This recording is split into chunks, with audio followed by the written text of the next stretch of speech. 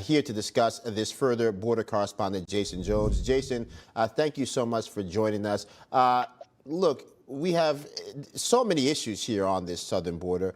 First and foremost, it seems odd to me the Biden administration in many ways touting these numbers.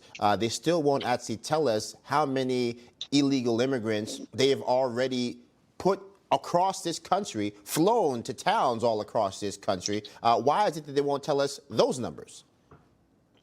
Yeah, exactly, Joe. It's good to be with you. Listen, I'm going to tell you, I'm really concerned here. My job for Texas in my prior career with the DPS and Intel and counterterrorism was to understand the tripwires and triggers of what was happening in Mexico before it impacted Texas and to brief the leadership.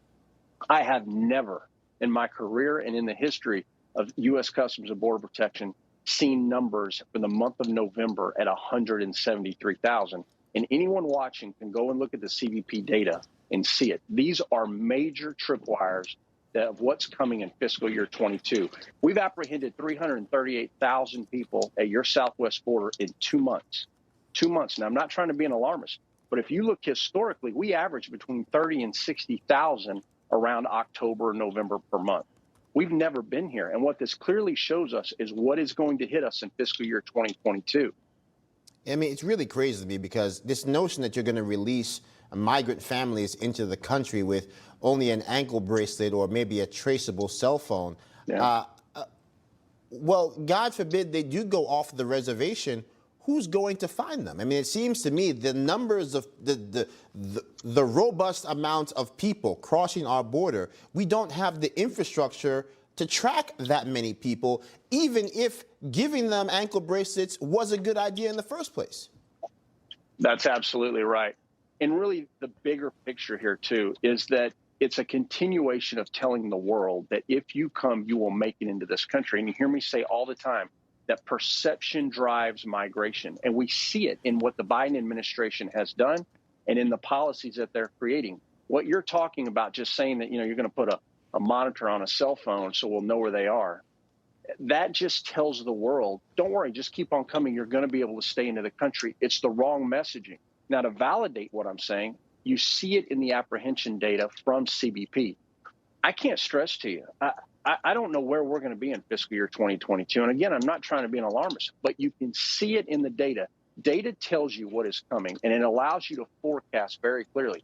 And I can tell you, if you're sitting in Washington right now and you're a part of either the FBI, DEA, HSI, or the Department of Defense, you need to be taking note of what you're seeing right now. And I truly mean that because I've never seen numbers like this. Absolutely. In fiscal year 21, we apprehended 1.7 million people. And we only had 71,000 apprehensions for the month of November in last year. So now we've doubled that.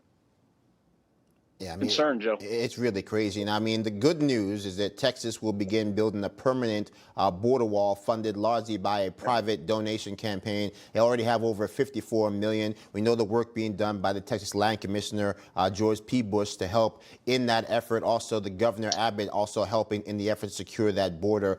Will that be enough? Will that be able to curb this influx? And in some ways, is it too little, too late, given that we know thousands upon thousands are already roaming this country and we have no idea where they are?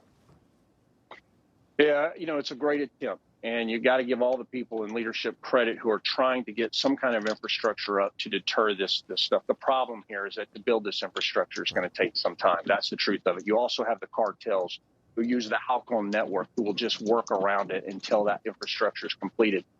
And then you still got New Mexico, Arizona, and California that are wide open.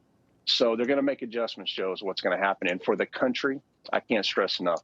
The data doesn't look good. All right. Border correspondent Jason Jones, as always, my friend. God bless you. We'll talk to you again soon. Merry Christmas to you. Merry Christmas as well.